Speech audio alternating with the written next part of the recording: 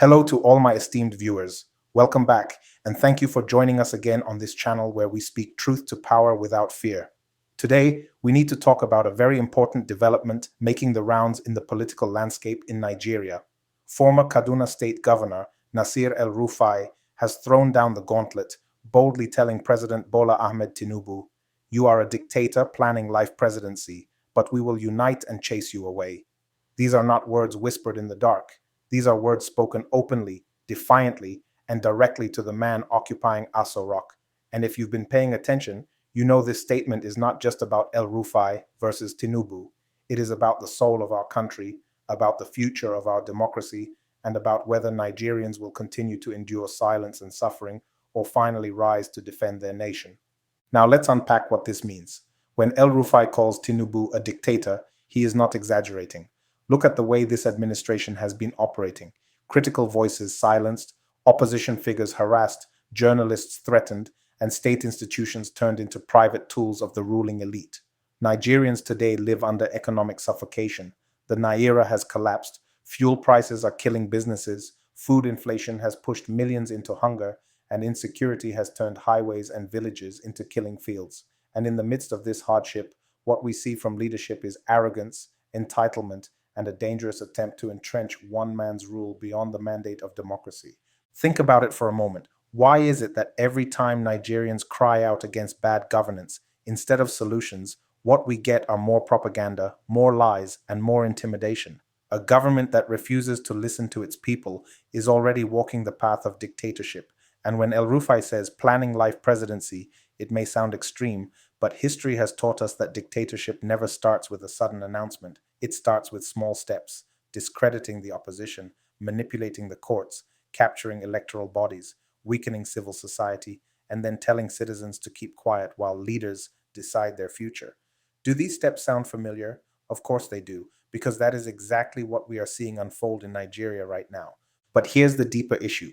It's not just about Tinubu. It's about a broken system that has allowed one man after another to play God with the destiny of over 200 million people. From military rulers who refuse to leave to civilian politicians who behave like emperors, Nigeria has been stuck in a cycle of recycled elites who enrich themselves while citizens suffer. So, when El Rufai, himself once part of the system, begins to call out dictatorship, we must take note. It means even insiders are starting to see the danger ahead. But more importantly, it is a call to ordinary Nigerians to understand that if we do nothing, if we stay silent, our country will slip deeper into the grip of tyranny. Let's talk about the national issues this touches on. First, the economy. Right now, families are eating one meal a day. University graduates are riding Okada because there are no jobs. Parents can't pay school fees. And the government's answer? More borrowing, more taxes, more policies that benefit the rich and crush the poor.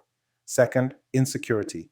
From Zamfara to Plateau to Borno, people are being slaughtered, kidnapped, and displaced. Bandits are issuing press statements like official politicians, and terrorists are expanding their influence while the state pretends everything is under control. Third, governance. Appointments are made based on loyalty, not competence. Decisions are driven by selfish interests, not national interest. This is what dictatorship looks like. It is not just about soldiers in the streets. It is about a government that sees its people as subjects, not citizens. So, what do? El Rufai says, "We will unite and chase you away."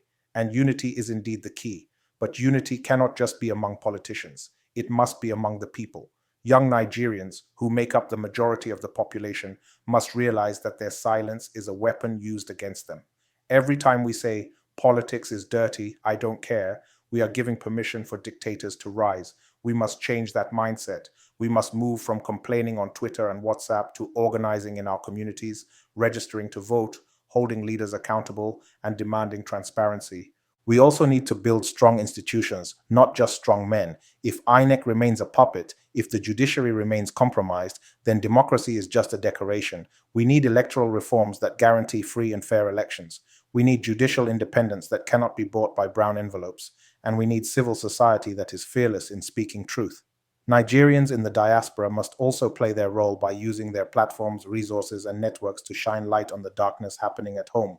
But beyond politics, this is about awakening civic consciousness. Ask yourself, do you want your children to grow up in a Nigeria where one man decides everything? Do you want to live in a country where the only options are hunger, unemployment, and migration? Do you want to keep explaining to the next generation why we are blessed with oil, fertile land, and brilliant minds, but cursed with poverty? The time has come for Nigerians to say, enough is enough. And that's why voices like El Rufai's matter, not because he is a saint, not because he has all the answers, but because his statement shines a spotlight on a truth many are afraid to say. Nigeria is dangerously close to dictatorship. We must respond with courage, unity, and action. Our response should not just be clapping when politicians fight each other, but asking, how do we ensure no leader ever again thinks they can own Nigeria like personal property? How do we break this cycle of godfatherism and life presidency? The answer is in us. It is in building a citizen movement that is louder than their propaganda, stronger than their intimidation, and more united than their tribal and religious divisions. My fellow compatriots, as you reflect on El Rufai's bold statement, let it stir something inside you. Let it challenge you to see beyond political drama and focus on the bigger picture, the survival of our democracy and the future of our nation. Nigeria belongs to all of us, not to one man or one family. If we rise, if we unite, if we act, then no dictator, no matter how powerful, can stand against the will of the people. And as always, I want to hear from you. Do you agree with El Rufai that Tinubu is behaving like a dictator planning life presidency? Do you think Nigerians can unite to chase away oppression? Drop your thoughts in the comment section below. Let us build this conversation together. Don't forget to like this video, share it widely with your friends and family, and subscribe to this channel for more bold, fearless, and truth-centered content. The future of Nigeria is in our hands, and the time to act is now.